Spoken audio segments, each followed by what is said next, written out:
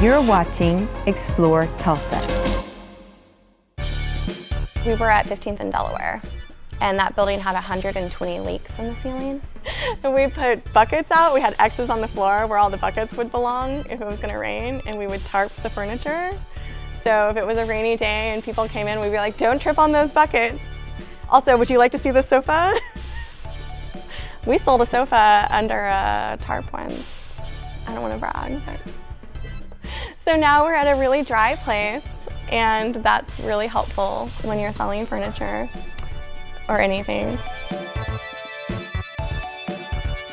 So I thought long and hard of what would I want to do if I could do anything in the world, like what would it be? And I thought, I would like to own a vintage furniture store. So basically Ashley and I started the store, and we really like vintage items, and we like the meaning behind them. We started we arrange our store in certain ways to make it feel beautiful and explain why it would look nice in a home, like visually explain it.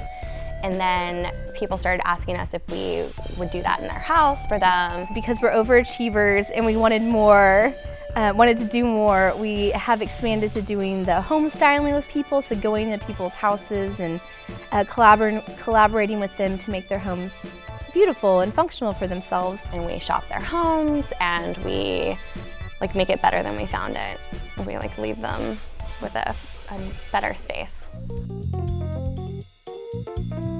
Everything that we get in, we like to put it on the floor ready to go into your home. So we don't typically buy things that need a lot of work because we found out we don't have a lot of time to repair things, but everything gets wiped down, screws get tightened. There's times that we'll reupholster it. But yeah, we like to make sure it's all good. So I'd say 90% of what we have is vintage pieces, found pieces. We also carry a little bit of new furniture as well. And then the plants are a big thing, strangely. Air plants and succulents. There's a lady in Independence, Kansas that we met at the Tulsa Flea Market who grows succulents. She's been growing for 30 years. Now we carry her succulents, and that's a big draw for people when they come in, is the plants. Who would have thought that? A vintage store with plants?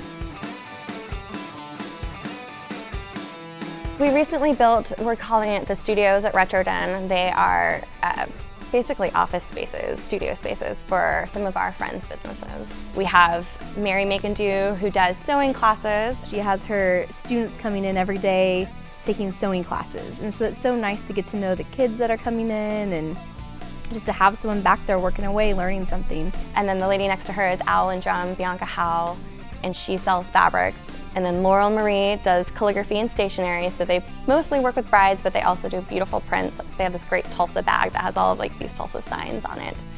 And then Tasha Ball with House Sparrow Fine Nesting. She does macrame and natural dyeing. She also teaches free knitting lessons on Saturday mornings. She does weaving classes and macrame classes. On Saturdays, lots of adorable people circle around her and learn to knit, and we all are proponents of crafting.